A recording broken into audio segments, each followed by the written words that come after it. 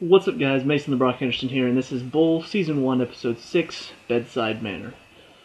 So, another episode that kind of proves that this show isn't sticking to one single type of case.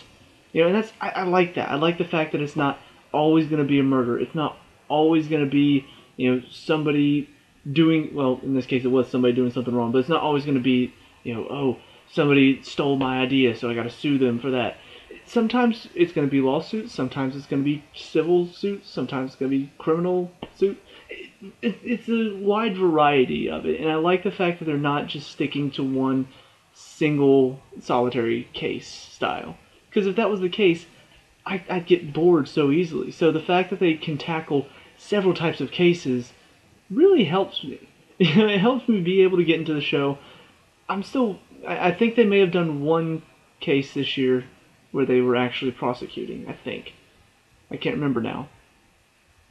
But you could fight for either side. They could go with the prosecution and help take down somebody who maybe is too powerful to be taken down, and so now they have to try to win the jury over despite the fact that everything feels like it's going against them. Most of the time they are going to be with the defense just because it feels like that is a majority of what they do, is finding why this defendant is being prosecuted, both.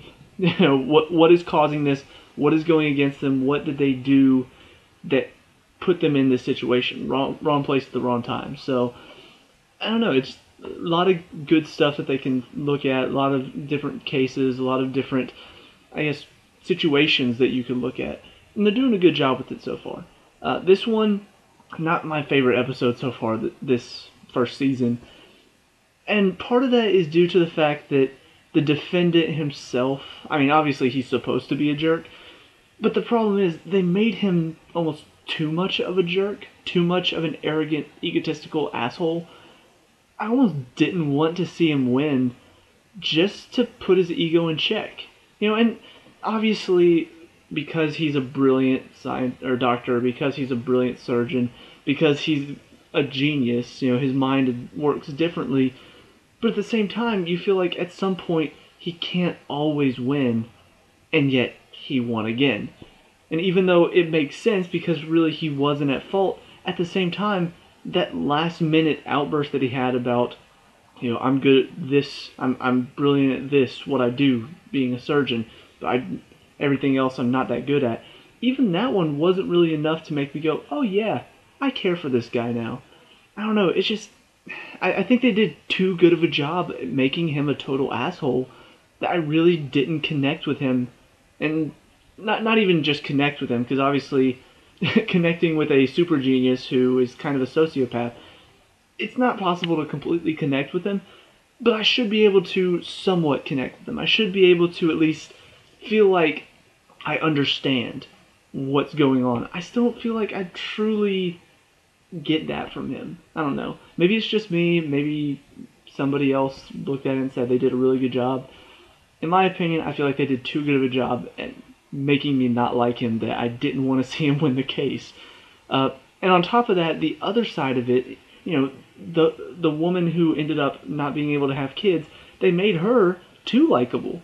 So you make your defendant who you're trying to help save not likable enough. You make the woman who is trying to get money from him too likable. You make me want to see the opposite result. Like, even after we find out that he's not at fault, even after we find out that the machine was the one affected, even after we find out, the outburst that he has at the end, where he admits that he is at fault, even after the trial, whenever they're talking to Erica, the lady, and telling her, look, you can adopt, you can, if you want to sue the people behind the machine, we can help you do that. Even after all of that, I still don't feel like it connected well enough with me. And I don't know, it wasn't bad at all. I really did enjoy this episode. It's just that aspect. I want to be able to connect to it. I want to be able to relate to it. And I don't feel like I could. I feel like all the jury decided, okay, he's innocent. And in my mind, I'm still like, I still want him to get a guilty verdict, though. I still want him to be held responsible for the fact that he needs to be brought down a notch. He needs to recognize the fact that I don't know. Maybe it's just because I like seeing people who are way too arrogant, way too into themselves. I like seeing them get their comeuppance. I wanted to see that for him, and maybe that's just me. Maybe that's just something I enjoy seeing. But anyway, I mean, the rest of the episode really was good. You have good moments once again with the team. I really enjoy Bull's team. I think they've done a good job of getting not just diversity. It's one thing to say, oh yeah, we've got diversity on our team. Well, it's got to be good diversity. It can't just be like, oh yeah, we have a black guy. Oh yeah, we have a gay guy. Oh yeah, we have the nerdy girl. You have to be able to combine them into a team that makes sense and works well together. And the show has done that. It doesn't matter that they're really diverse, because what matters is they're a good team, and that's what you want to see. I think that's the biggest thing that the show really nails so far. I enjoy watching Cable and Danny. I enjoy seeing them break into the hospital and kind of work together. And Cable's just like, we need to come up with the code word. What did you use at the bureau? She's like, clear? And so, I don't know, it's just funny to see some of them interacting. It's nice to see, once again, they each have their moment to step up. Chunk, I think, is the gay guy's name, the one that handles the clothes and everything. I really like how, even though he's not one of the bigger, it's kind of, you got Bull, you got Marissa, and then you've got Benny. Those three are kind of the main focus, and then Cable, Danny, and Chunk are all kind of in the background. They have that one moment in the episode that they do something. But even then, that moment is something that matters. Danny and Cable end up finding out about the Atticus messing up. Chunk has that moment where, the Dr. What's his face? Robeson, however you say it. But he's having a moment where he's like, who cares what I wear? And Chunk's just like, okay, look, you need to figure this out. People care what you wear. So I like the fact that they each have that moment where, okay, you need to step in and help them because you're important to the team. And I like the fact that they managed to do that. They managed to do that in every episode. They always manage to find, okay, we need to make this person important to the team. Here's how you do it. So really, really well done there with the team. I'm enjoying the team so far. It's fun to watch them do what they do and kind of figure out how to handle a jury, even though they're not even in the courtroom. And then on top of that, I really Bull. He started off. It's Michael Weatherly. I already like him. I already enjoy seeing him on the screen acting. It's always fun to see him. So it didn't take much for him to win me over to his character.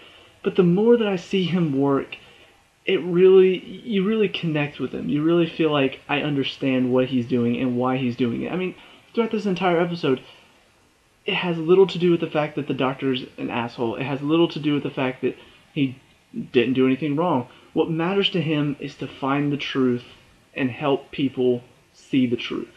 That's the important thing to him. Even though sometimes it may be a little underhanded the way he sways a jury, sometimes he'll trap them in an elevator to help the jury understand, because sometimes the truth isn't enough.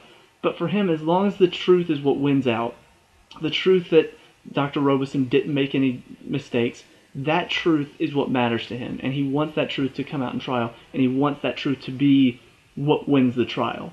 He doesn't want the truth to be found out and then, Robeson, oh, well, you didn't make any mistakes, but the jury still doesn't like you, so you're still going to be liable for it. No, the truth was Robeson didn't make any mistakes, so Bull sees, I need to help him. I need to make sure he isn't made liable for something that wasn't even his fault. So I really like that about his character. Marissa, we get a little bit more backstory on her, used to date Dr. Robeson.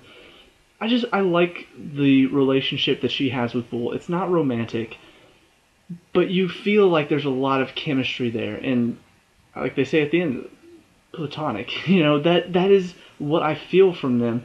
It has nothing to do with the fact that they like each other or anything like that. You don't need that in this show. It feels like they're family. It feels like they just get along well. It almost feels like if you ever see like a married couple who divorced but are still friends, something like that. For whatever reason they just weren't together anymore, but yet they still kept in contact because they still shared a friendship, even if they didn't share love. That's kind of how it feels to me. It's really well handled. Benny also has this just charisma about him that you kind of just gravitate to him. It's just I don't know what it is about him. I don't know why I enjoy his character so much, but it just feels like he's the most down to earth of the entire team. You've got an FBI agent. You've got this girl who's a super genius with computers. You've got a guy who just knows all about fashion and clothes. You've got a woman who really knows her analytical psychology. A guy who really knows his analytical psychology. And then there's Benny, who's just a really, really good lawyer. And that's all it is. There's nothing really exceptional about his abilities. He knows how to be a lawyer. He knows how to dig out the truth. He knows how to get stuck in and say what he needs to say and try to force the truth out. And that scene where he's talking to Dr. Robeson and just forcing him to sort of blow up in that moment, forcing him to have a reaction, getting up under his skin and really digging that out of him. I just enjoy seeing him work because you feel like he knows what he's doing. He's a top-notch lawyer, and it shows. It constantly shows. I think he's probably my favorite character so far. It's weird to think of, but he really does a good job at portraying this likable guy who used to be a prosecuting attorney, now is kind of a defense lawyer, and you just feel like he knows what he's doing. That's all you need to know. So, really enjoy the team. It took a long time to talk about the team. As far as the case itself, it was a pretty straightforward thing. He says he didn't do anything wrong, but at the end of the case, he didn't do anything wrong. It was interesting to see that one of the jurors was being paid off, and it's like, okay, who's paying him off? That was the one thing I was kind of like, is somebody paying him off to, like, vote against him or something like that? And then it turns out the people behind the machine are the ones paying him off to, just make sure that Dr. Robeson gets off. So it's kind of interesting to see that somebody was actually on their side, but not for the reasons that they won. A completely different reason. It was a nice little twist thrown in there, and then it got them thinking about the Atticus and what if there was a mistake there. That's whenever they find out. So it was a well put together case, if not a little bit predictable. But overall, it's fun to watch. It's fun to kind of get inside the minds of the jury, see what Bull and his team are figuring out, see what's going to be the issue this case. Okay. But just seeing what's going to happen. What is going to be the problem this time? What's going to be the thing that they have to overcome? In this one, it was the arrogance of the defendant.